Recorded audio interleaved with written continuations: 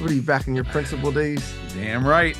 And it's 2025, and it's time for another episode of Courage Pays Better Than Fear, baby. I'm one of your hosts, Jeremy Ritz, alongside Edmund Fontana. You're not going to say Special Eddie? Nah, I'm going to try to leave Special Eddie thing alone for 2025. Well, dude, it is a brand new year. We are not out in the woods today walking because it is cold as hell. It is too damn cold out. And like, if y'all, you might be able to hear it, but there's a heater underneath my desk. Yep. Among other things. And he texted me, just so everybody knows, at about 8:15 this morning. He said, make sure that heater is running, bitch. Verbatim, those were his words. So what a nice guy. And the heater is running, so he's warm in here. Everything is all set up, and we're excited to start a brand new season here. Courage Pays Better Than Fear. And today we're talking about something that is personal to us. But before we get into that, man, how were the holidays? Man, everything was great. So Kara did an amazing job keeping the kids busy. She has two kids. I have two kids. It's not quite a blended family, but it is. We spent the last 16 days together, and it has been interesting. In a good way. Yeah, in a good way. In a good way. But for those of you to have more than two kids, and I know you got three, I don't know how the hell you do it. I don't know how you guys do it. Like my buddy Nate's got 8 or 9, Mike's got 5. It's a lot, bro. It is a lot. It really is. And for you mothers out there that are home and not working and taking care of the kids, like, God bless you. And for any husband that comes home and says, well, what did you do today, honey? You're not working all week. You guys are assholes because you have no clue. You have no clue what it's like to sit back and have to take care of several kids all by yourself. So God bless you. Great. God bless you. And no more kids for me. I'm getting snipped. And you know what? That is a perfect segue into what we're going to be talking about today, because there's stress involved with the holidays. We did an episode before the holidays kicked off about, how to get stuff done, how to manage your stress. But a lot of times we will go to those things that maybe aren't the best for us to handle that the stress. And the topic of today's podcast is why taking a break from alcohol is a good thing. And this is something that's personal to Edmund and I, because we're doing dry January, which started January 1st, which means no alcohol for the entire month. So that's 31 days. Yep. And we're going to get in today to the science behind alcohol, how it honestly just freaking kicks the shit out of your insides. It does. And turns you into a monster, makes you not get shit done. Now it's a poison. It's a poison. It's legit a poison that we as humans, it's a great poison. It's a great poison. It is. But as we as humans, we ingest in our bodies, and it just wreaks havoc. Right. And not only, on you physically, internally, but mentally. I think we all learned in science class that alcohol is a depressant. And then, many of us run around like, oh, why am I depressed today? Why do I feel like shit these last 3 days? And, well, what did you do the night before? What'd you do the night before that? What'd you do the night before that? It has a direct correlation with alcohol and anxiety, depression, scratch that. Depression and anxiety have a direct correlation with the amount of alcohol you drink. Right. And by no means are we advocating and saying that you can't have beers or you can't enjoy yourself, because we obviously do. But it's important, especially us, as we're getting older, we're aging. Damn, this sucks, dude. I know. It sucks. I got these crow's feet and shit. Yeah, they got Botox for that shit. I ain't getting no damn Botox. Why not? No, my shit's going great too. But anyway, they got dyed for that. But we wanted to present the science behind alcohol, what it does to you, just so you're informed and you can make an informed decision about your choices when it comes to drinking. And again, we're doing dry January. It might be something longer. We've had experiences in the past. Edmund has done 4 months before. So we're going to get into all that, but let's just talk about some of these research studies. So, we'll go through. So I got my notes here, man. So some of the benefits of taking time off from consuming alcohol. So just some physical benefits: better sleep, clearer skin, weight loss, more energy. And this is a study from 2018 that shows that people who give up alcohol for a month experience improvements in liver health, blood pressure, and immune function. Well, you just went to your doctors and had like Yeah. your physical for the year, and then I know you quit drinking for a period of time up until that. Yeah. And how did that turn out? Yeah, so I did something similar to, it wasn't dry January, it was like a dry December. Hmm. And yeah, so I did it leading up to my blood work where I got the whole panel done. Yeah, everything came out positive. So Yeah. everything was good. So I mean, that's a short-term little anecdotal example of, how taking a break can impact you in a positive way. But have you seen any of those pieces whenever you're taking a break? The better sleep, clearer skin. Yeah, so what I've noticed, because I've done this a few times, and here's what happens every time you do it and you take these breaks. I think what it does is it just ingrains in your mind that drinking on a daily basis or even every other day or whatever, it's just not even, it's almost not even worth it. Because I know every time that I go on these 30, 60, 120-day stints where I'm not drinking, it just reminds myself like how good I feel. And it starts out with typically better night's sleep. Um, you're not binge eating or anything. Like I got 7 more pounds to lose, and I guarantee you by the end of January, like the last 7 pounds I need to lose will be off. And then I'll pull my shirt up and show you guys my six pack abs. Yeah, right. But other than that, man, like that's probably the first start. You will start to notice, a little bit of like being impatient, aggravated sometimes. Those are some things that are all normal in the beginning, but it eventually starts to even itself out. That's why I got to do those ice baths, Right. those So ice we see plunges. that there are definitely impacts that are going to come physically. The sleep, I can attest to the sleep. There's just no comparison to sleep minus alcohol. But then we get into alcohol and mental health. And mental health being a very hot topic. It has been Mhm. for the past 5, 10 years. But the mental fog, anxiety, and depression linked to alcohol consumption is a real thing. And there's a study from the National Institute on Alcohol Abuse and Alcoholism that shows that consumption of alcohol, and this is to your point earlier, leads to higher levels of anxiety and depression. Done. But but it does ramp up your anxiousness. If you get depressed at times, it's going to make you more depressed. And so, this isn't just us telling you this. This Mhm. is this is factual information proven by research studies.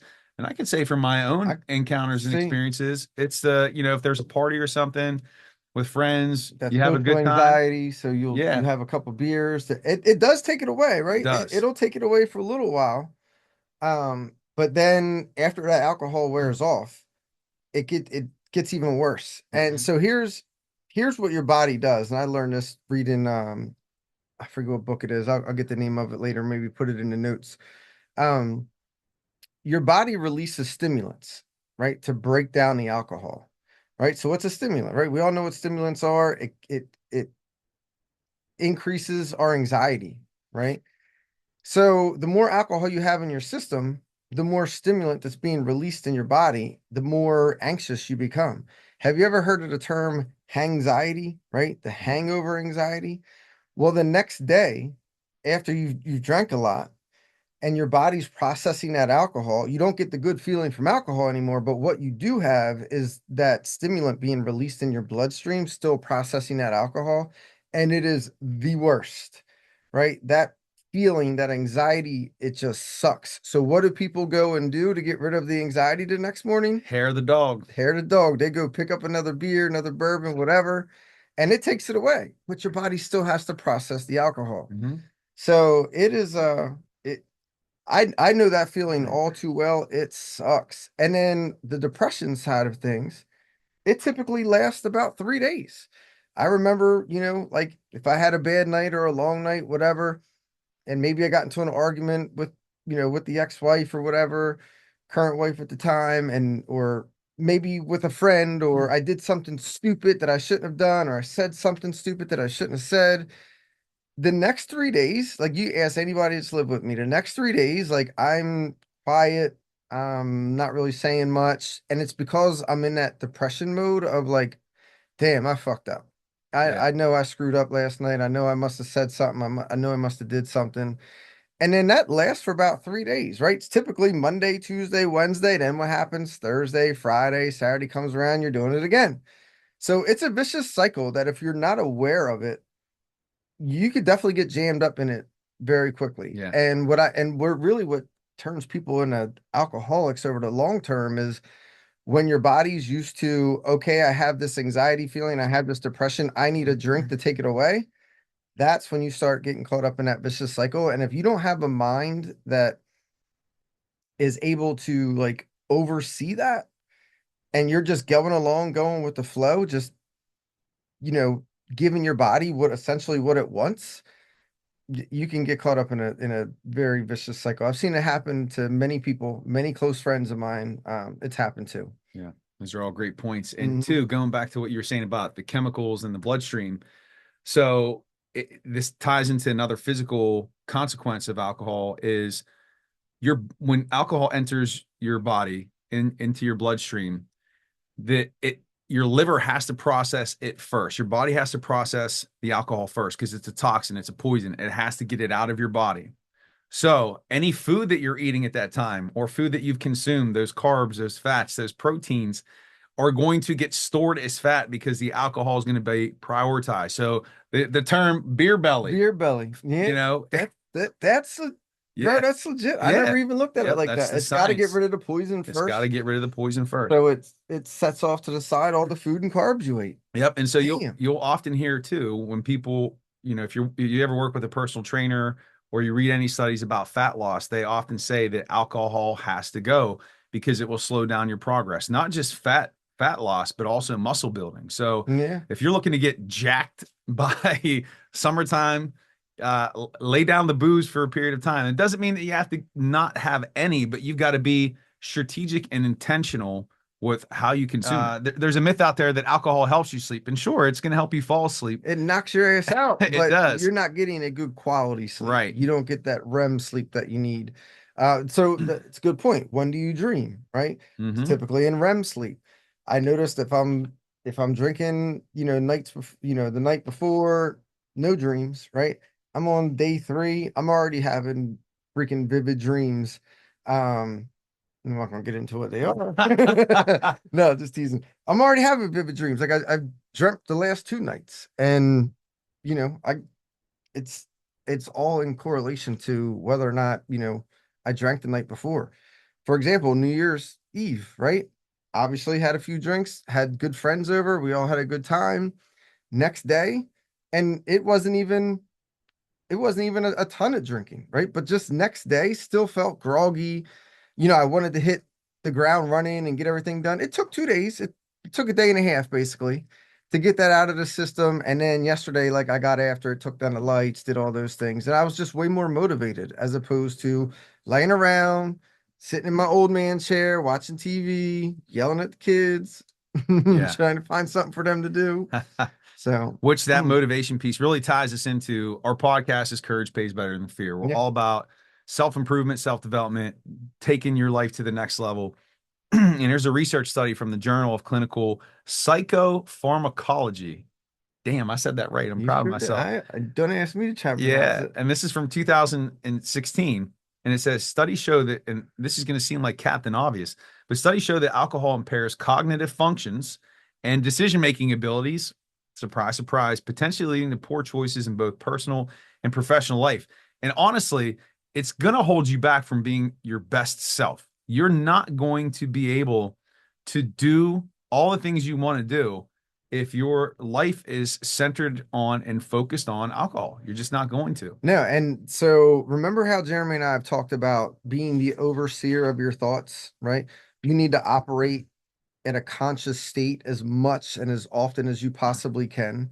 So again, being the overseer of the thoughts that come to your mind every day. Because remember, you are not your thoughts. But I guarantee you one thing, you have enough drinks in you, you can't oversee any of those thoughts, and then you become your thoughts. Hmm. And if you're an asshole and your thoughts are asshole, you're gonna become an asshole.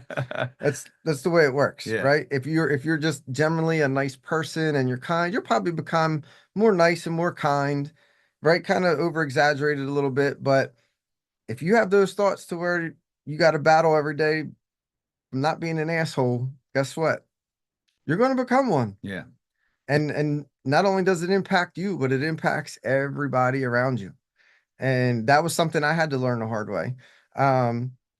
It was something that I struggled with for years. I just didn't understand like my thoughts, where they came from. And a lot of it, everything really has to do with, how I was raised, the neighborhood I was raised in, how I was brought up, right? None of that. It was all, you know, lower income neighborhoods, that sort of stuff. So everything that goes along with that, right?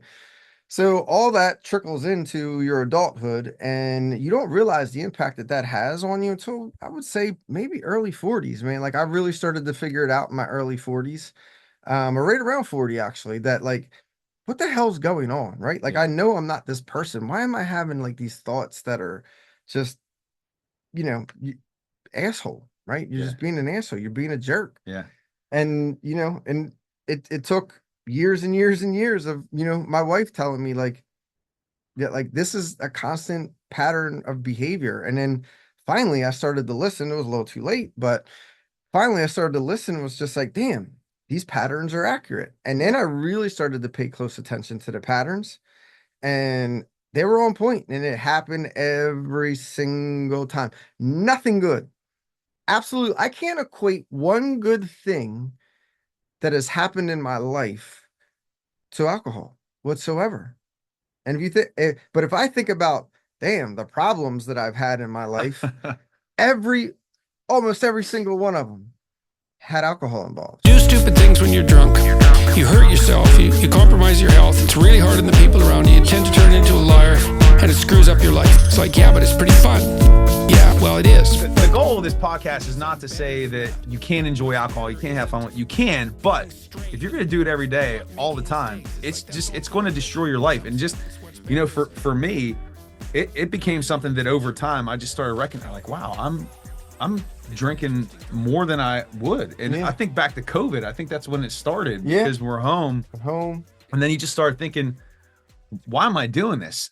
And then for me, if I have a drink, that's it. I don't want to do anything. Yeah. And if there's one thing I despise, it's not being productive. And so So it impacts you greatly mentally. yeah, So it has more of a mental impact. mental on you, impact, right? 'Cause because yeah, if I'm not getting after it, if I'm not moving, then it's you're just not like productive. It's the same thing with me. it's a If I'm loop. not productive, it's a mental, it just plays with your head, at least mine. Yeah. Yeah. I mean, so our boy Jeremy Newsom, shout out to him. He says, what's he say? Everything in Everything in moderation, moderation, including moderation. Right. And that kind of stuck with me. And I was like, you know what? That makes sense. So you don't have to go hard every day. You don't even need to drink every day. But just if you're going to drink, just moderate it, right? Know your patterns. Try to catch yourself before, certain things get out of hand. And I would say over the last year, that's something I've gotten very good at. Although, listen to this, and this is my stepfather. I'm gonna give him credit for this. So stepfather was an alcoholic. Um, Great guy, never had any problems with him whatsoever, but he drank a lot, right? He had five boys in the house, right? Me being the oldest, and trust me, he needed something to to like just give him some, I don't know, just to numb the chaos, Yeah. right? That was really going on. And that's what he said that he was doing, right? So the other day, it was Christmas Eve, at my mom's house. My ex-wife is there, and my current girlfriend is there. And Bob was talking to me, my stepdad was talking to me. He was like, how's, everything going? And typically bourbons like can be my go-to, but it's also the go-to that leads to many problems. Crazy Eddie comes Crazy Eddie comes out. And he's special Eddie, is Crazy Eddie, right? Airport There's Eddie. multiple. There's multiple Eddie. Yeah, I got So personality. listen, there's Crazy Eddie. And he just said Airport Eddie. You don't No. want that. We can't even talk about Airport Edward. And that's Airport Edward. That's a whole Yeah, that's a person that Damn. comes out once every 5 years. But yeah, so he was like, how's drinking going? Are you still drinking bourbon? I said, you know what? Here's something really here's something that I noticed. I was like with Stephanie, with my ex-wife, if there was bourbon involved, I don't know why, but like there was just an irritation there, right? Like maybe there was some resentment that I had with her that was built up and I didn't know what it was, and that would come out during those times. But then I was like, Bob, I don't have this problem with Kara, right? Like I don't have, if I drink a cup, like I'm more open, I'm more emotional. Like she like encourages me, like, here, have another bourbon. You're like more sweet, you're more kind, you're more of this, you're more of that. And I'm like, I don't have this problem with Kara. So maybe I'm good with the bourbon. Maybe it was just the person that I'm with. And you know what he did? He stopped, he looked at me and goes, not yet. And I was like, damn, Yeah. that hit. And then he was like, you don't have that problem yet. He was like, as an, somebody that's been sober for the last 4 or 5 years, it'll come. Yeah. And I'm just like, and it's just stuck with me. And I'm just like, you know what? I follow the people that are doing what you want to do, right? That's we always say that all the time. And here's my stepfather, a man I look up to, that's telling me it's going to happen again. It will. Just give it time. Yeah. And I'm like, damn, he's right. Yeah. So what do I got to do? I got to do things like this. Yeah. And the thing is too, and going back to Newsom, what he said and his take on alcohol is this is just all about intentional living. And if you're following the podcast, you know that's we want to be intentional in what we do because we want to achieve an outcome. But you have to be in control of your drinking, and it can't be the other way around where your drinking controls you. And as crazy as it sounds, it means saying that I'm not drinking until 2 weeks from now, or at this party, or I'm taking the next 2 months off. Yeah. And if you can't If do you that, can't do that, you got a then you problem. got a problem. And listen, that's knowing that you have a problem. It's cliche to say it is the first step in fixing it. And Mhm. at that point, then obviously you need to get help, assistance. And there's people out there, that's what they do. But this could be a good test for you if you've been drinking for any period of time, and you're finding that you can't control it, you can't take breaks from it, you can't walk away from it. That's a signal that, hey, not only are you jeopardizing your health, your relationships, your sleep, all those things we talked about, but I guarantee you this: you're leaving so much on the table in Mhm. terms of what you can be doing with your life. And us being transparent, the struggles that we had, we wanted to put this episode together to tell you that do an honest assessment of yourself. Where are you? And the start of the new year, what better time to do that? Yeah, give it a try because it was prior to like, me. Now, don't get me wrong, right? And like I know I talk about like my divorce and stuff a lot, and it's probably a little bit like therapy for me to kind of get through everything. But like, my ex-wife and I, we had problems just like everybody else had problems, right? It's just alcohol would just take it to the next level. And then it was normally, it just made problems way worse. So at one point when my ex-wife was like, you know what? I don't even think you can stop. And I'm like, well, I don't drink every day. I don't know what you're talking about. And then she was like, no, I don't think you can stop altogether. And then that just challenged me to say, okay, I need to check myself. I need to see if she's right. I need to see, can I pull this off? I'm going to start in, I think it was like May, all the way through September. So I went the entire summer without a single drop. And at that point, I was like, if I can do this during the most difficult time of the year when I'm at the beach, I'm on the boats, I'm with my buddies and all got the kids and it's chaotic and all that, and I'm having problems in my relationship, right? That kind of showed me right then and there, like, okay, you're not at the level that maybe she thinks you're at. And then once she saw, right, over those several months that, like, okay, really, she was like, this is we got to take a closer look at our relationship. And that's what it made me do. It gave me the clarity to stop blowing off my feelings, to stop blowing off how I really felt inside, to stop blowing off like, not handling the resentment, not solving the problems, and really come to the conclusion that, you know what? Unfortunately, we're just not built for each other anymore. And I know there's a lot of people out there that despise that when it comes to relationships, and that could probably be a whole nother topic. You're married and there's religious reasons and all that. Yeah, sometimes people just aren't meant to be together. Yeah. And it takes time to sometimes figure that out, right? And not only that, but people grow apart too.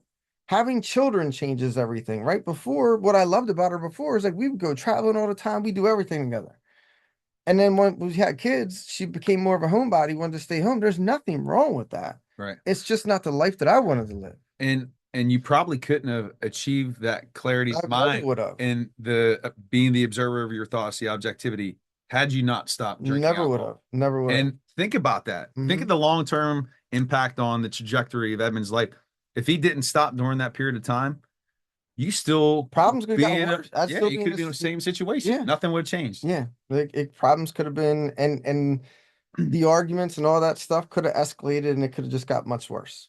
So, again, we always want to leave you with some type of call to action, and you're going to see us diving into more meaty topics this year because I think we just had fun. It's just a good time. Yeah, you drinking now? No, I'm not.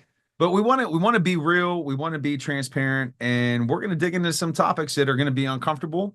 And trust me, this won't be the most uncomfortable episode that we get into this year because we're going to get into some stuff we're going to put our stuff out there because there are other people out there who are going through similar things. Yeah, and talk about relationships. Like there's so many different topics out there that we can talk about on a daily basis that people are afraid to talk about. People are talking about, or they're ashamed those sort of things. Like people go through this stuff all the time, and just to hear it from like two average Joes, two people that aren't any better than anybody else out there, sometimes it's comforting to hear that. And that's really what this podcast is all about, is just share our stories and hoping that it helps others. Right. So, and we want to live our best lives. We want you to do the same. And that's what we're trying to help you to do. So the call to action, take a break, join us for dry January, do a dry February, dry March, but take some time off. Just get away from it. If you have consumed alcohol, see if you can do it. See if you can do it. Give yourself, set a small goal, right? Typically 30 days is around what people, start at. Start there. And just because it's January 3rd, don't say to yourself, all right, it's already January 3rd. I can't start it. Start now. Start now. That's my best advice that I give is, who cares if it's January 3rd, January 15th, January 28th? Who cares? Yeah. Just start. Pick a date and start and do a solid 30 days. Just fucking start. Just get it done. That's a commercial right there. There we go. So we'll be doing updates here throughout January, talking about how things are going. And we'll have challenges like this coming up. But yeah, let us know in the comments your experiences with alcohol. If you've ever done a dry period before, the benefits of that. We would love to hear from you. So please share that in the comments. So I think it's been a pretty good episode, man. What do you think? Yeah. First one of the new year. New year. 25, baby. Well, that's going to do it for episode 37 of the Courage Pays Better Than Fear podcast. We appreciate your viewership. Thank you for watching, for sharing with your family and friends. Like this video, help us get the word out about the podcast. Smash the subscribe button. Smash it. Smash it. And we'll see you back here next week. We'll have a new episode for you guys. And I was so close to smashing your computer. Don't smash my computer. The last thing, I'll give a little update. You can see the calluses on my hands. Oh, I don't know if you want to show everybody that, because they might not equate it. They might not equate it to kettlebell swings. Yeah, I got the 100,000 kettlebell swing challenge. I'm struggling right now. I got 5 days to hit 100,000. I'm in at 61,000 right now. I got like 38,000 to go. So what the hell am I doing? I got to go get swinging. That's going to do it, everybody. Have a great one, because courage pays better than fear. Have a great day. If truth be known.